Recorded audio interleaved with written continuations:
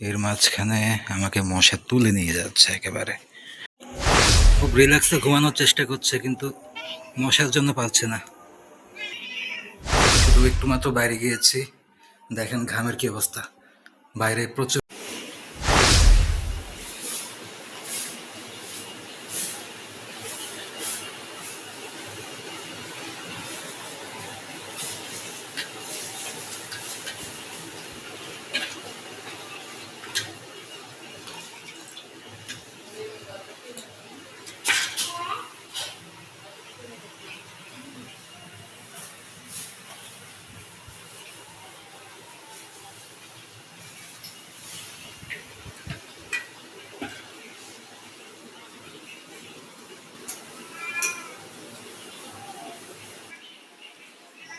Hello, আসসালামু আলাইকুম। আজকের ব্লগটা এখান থেকে শুরু করছি, সরাসরি ইফতারের টেবিল থেকে। এর মাঝখানের এদিকে পা ফেলি নাই, এদিকে আসিও নাই।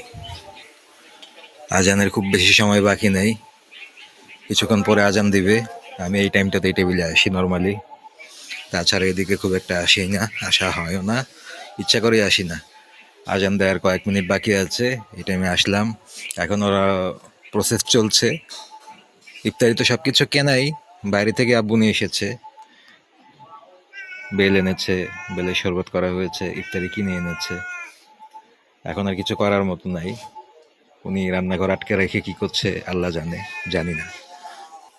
আজকে বিড়ালের ছোট বাচ্চাগুলিকে দেখা যাচ্ছে না, এগুলো কোথায় গেছে জানি না। কোথাও হারিয়ে গেছে, না কিছু খেয়ে ফেলেছে, কোথাও দেখছি না, নাকি কোথাও চুপ করে ঘুমিয়ে আছে। হ্যাঁ, শিউলি গাছের তলায় একটা বাচ্চা দেখা যাচ্ছে। এগুলো এত ছোট, এগুলোকে বোঝাও যায় না যে কোথায় আছে। হ্যাঁ, এই যে শিউলি গাছের নিচে 4টা বাচ্চা মনে হয় একসাথে দলা পাকিয়ে ঘুমিয়ে আছে, দেখা যাচ্ছে না, এই জন্য এখন মনে হয় ঘুমাচ্ছে। থাকার মধ্যে আছে শুধু বড়টা। সারাদিন কোনো খাবার দাবার নাই তো। এখন ওনারা রোজা রাখে না, ওনারা হয়তো বা খায়, কিন্তু কিছু দেয় কিনা আমি তো জানি না। আমি যদি কিছু খাই তাহলে দিতে পারতাম, আমি তো খাচ্ছি না কিছু, তাই দেওয়ার মতো কিছু নাই এদেরকে। দিনের বেলা তো আমি এখানে থাকিই না। যদি কিছু চুরিধারি করে নিজে নিজে খেতে পারে তাহলে খাবে, না খেলে আর কি। আমার তো দেওয়ার মতো ক্ষমতা নাই। তুমি রোজা রাখো নাই? তোমার আম্মুই তো রোজা রাখে না, তুমি কি রাখবে? আজান দিছে, যাও, আজান দিছে। তোমাদের আজানে কি যায় আসে? ওটা সব পেয়ে যাও, খেজুর তো সামনে দিলাম।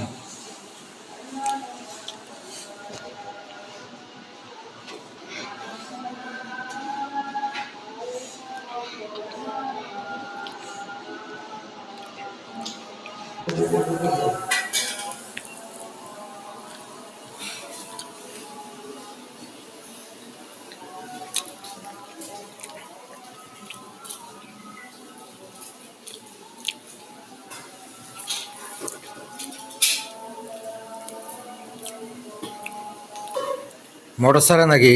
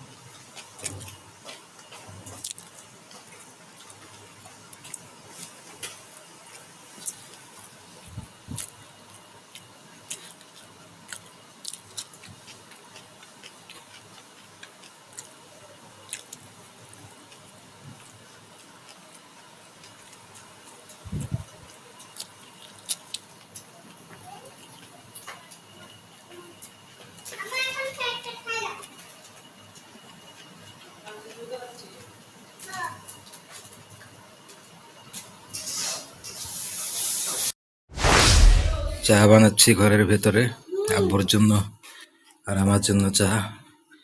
ওই যে রান্নাঘরে যাওয়া তো নিষেধ আমাদের, সেই জন্য এখন ঘরের ভিতরেই চা বানাতে হচ্ছে কেটলিতে করে।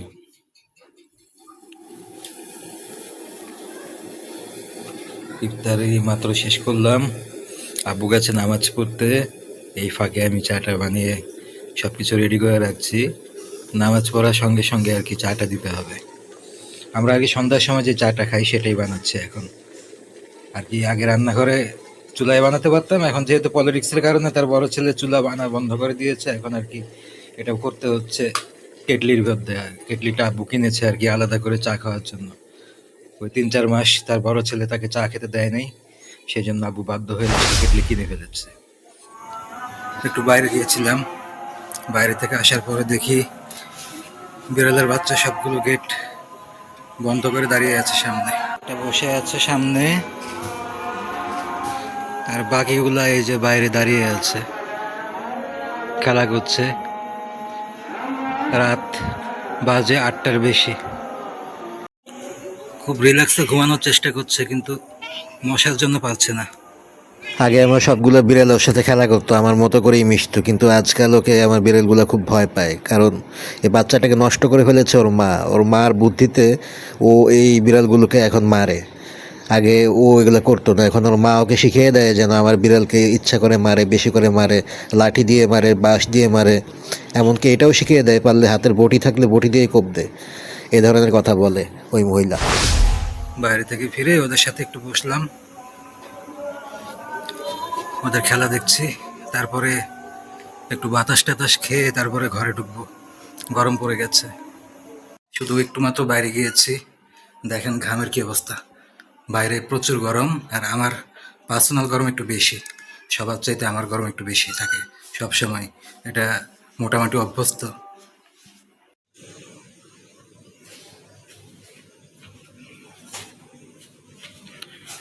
আমি জাস্ট পানি খেতে উঠেছি, এর মাঝখানে আমাকে মশা তুলে নিয়ে যাচ্ছে একেবারে। ক্যামেরার লেন্সের সাথে মশা এসে ধাক্কা লাগছে, এত পরিমাণ মশা। কয়েল দিয়ে দরজা খুলে রেখেছি, ফ্যান ছেড়ে, থাকা যাচ্ছে না মশার জন্য। ইফতারের ঘন্টাখানেক বাকি আছে, আমার বাপ আমার সাথে চিৎকার চেঁচামেচি করে বাইরে হয়ে গেল বাইরে। ইফতারি হয়তো বা কিনে আনবে।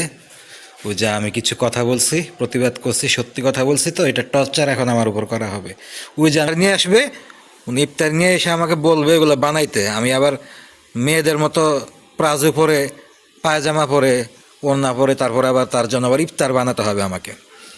আমার কাজ তো এখন এইটাই, যে ওনার বাইরে থেকে রেডিমেড খাবার, ওনার ছেলের বউ যখন যাবে এরকম উল্টাপাল্টা কাজে, বিভিন্ন মিশনে, বিভিন্ন শান্তিরক্ষা মিশন, বিভিন্ন প্রেস কনফারেন্সে অ্যাটেন্ড করে যে রাত বিরাতে, ওই তখন যখন ওই আমাকে দরকার হবে, তখন যে তখন তো খাওয়ার কেউ নাই, কিছুই নাই, পচা কান্দা কিছুই নাই, তখন ওই নিয়ে আসবে কিছু একটা, রান্না করে দে।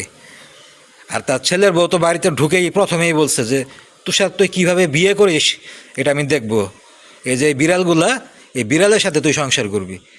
তার ছেলের বউ ওপেনলি আমাকে থ্রেট করছিল বাড়িতে ঢোকার পরেই। তো কী পরিমাণ নোংরা ফ্যামিলি আমার, এত কিছুর পরেও, এত কিছুর ঘটার সাক্ষী তারা, এত কিছু তারা জানে, তারপরেও কখনো তারা এই মহিলাকে বাড়ি থেকে বের করার চেষ্টা তো করেই নেই। এবং সবচাইতে খারাপ টিপসরা, যারা এই বাড়িতে এই নোংরা মহিলাটাকে ঢুকাইছে, তারা কখনো একে আটকানোর চেষ্টা করে নাই, একে দমানোর চেষ্টা করে নাই। এই যে বাড়ছে দিনের পরের দিন, এই যে সীমা ছাড়াচ্ছে দিনের পরের দিন, এই যে নোংরামি করে যাচ্ছে দিনের পরের দিন, এগুলো তারা সহ্য করেছে, এগুলো তারা দেখে গেছে, এবং তারা এটাকে অ্যাপ্রিসিয়েট করেছে, তারা এটাকে সাপোর্ট করেছে। তারা কখনো চায় নাই যে এটা থামুক, বা এটা বন্ধ হোক, বা এটা কোনো চিরস্থায়ী সমাধান হোক। ওই যে একটা সিস্টেম আছে না, উপর থেকে দড়ি ফেলে তারপর সাহায্য করার অভিনয় করে, যে অথচ হাত দিয়ে টেনে তুলতে পারে, তুলে না, কিন্তু উপর থেকে এভাবে দড়ি ফেলে, মই ফেলে, দেখাচ্ছে আমি তোমাকে সাহায্য করছি, আমি তোমাকে সাহায্য করছি। এই যে খেলাটা না, এই খেলাটা আমার রিলেটিভরা আমাদের সঙ্গে খেলেছে।